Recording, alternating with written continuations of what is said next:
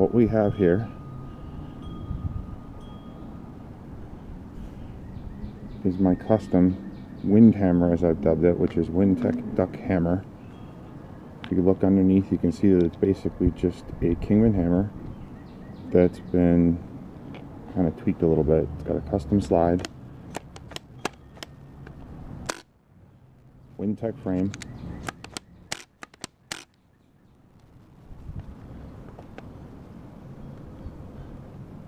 takes freak barrels, and it's got a Knox box on the end of it. I'm going to do a quick test on it.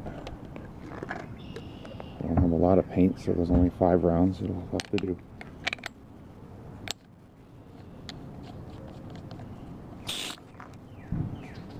And here we go.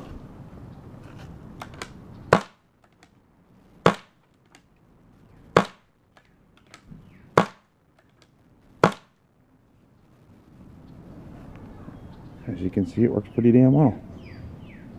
Have a good one.